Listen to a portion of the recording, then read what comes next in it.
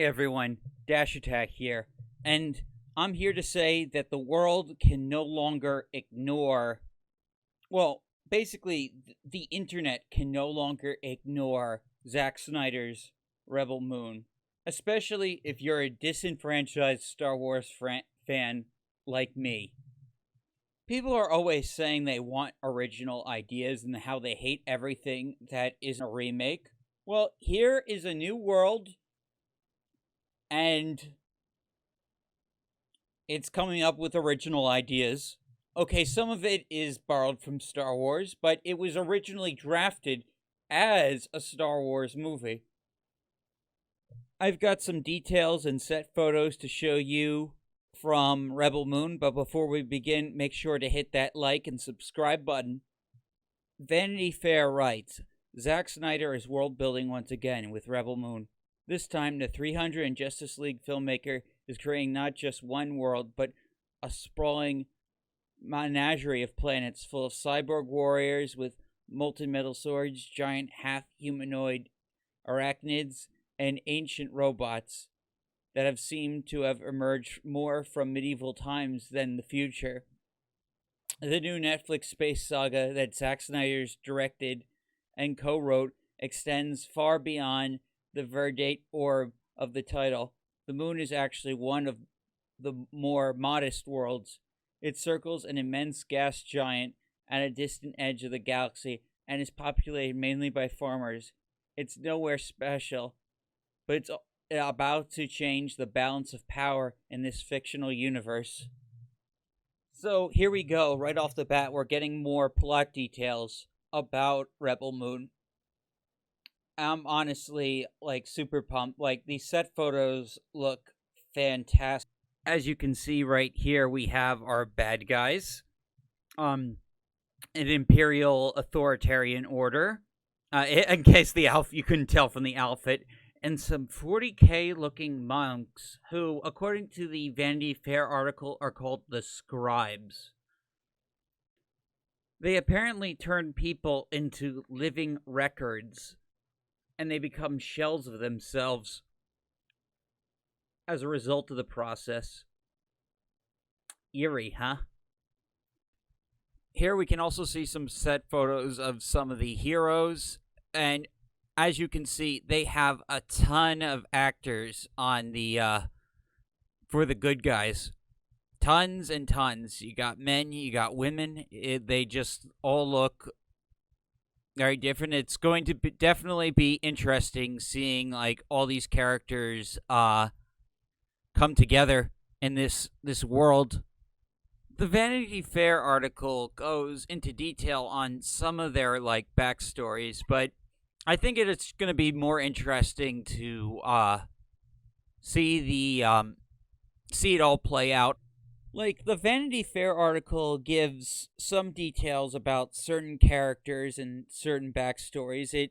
But honestly, I think it's just boring reading. I'd rather much see how the characters interact with each other, how the acting is, how the writing is.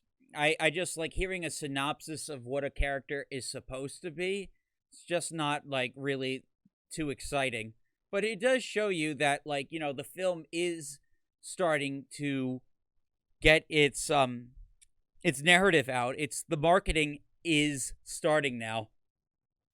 One thing I found very interesting while skimming through the Vanity Fair article was the film's budget. So you'd think a film like this would have a huge budget, and it is a big budget.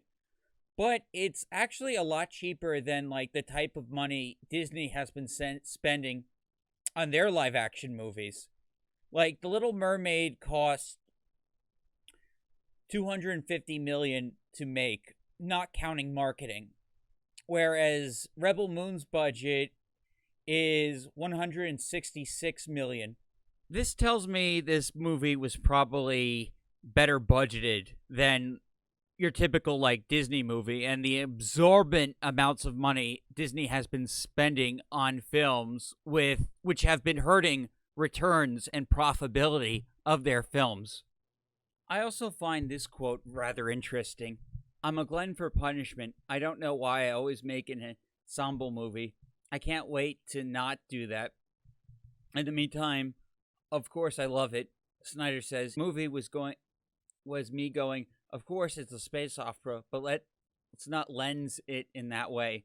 Let's lens the movie more intimate way so that the sci-fi elements feel more grounded. We're not always saying, look at how big our spaceships are or how weird our planets look. That happens, but it happens as an organic part of the world you're in. You're there. And so the things you see on the journey are not forced upon you or spoon-fed to you. I don't know why, but I feel like that quote was kind of a shot at Disney Star Wars, though probably unintentionally so. Zack already pissed off Warner Brothers. I don't think he wants to burn bridges with Disney, even though he's probably on their shit list too.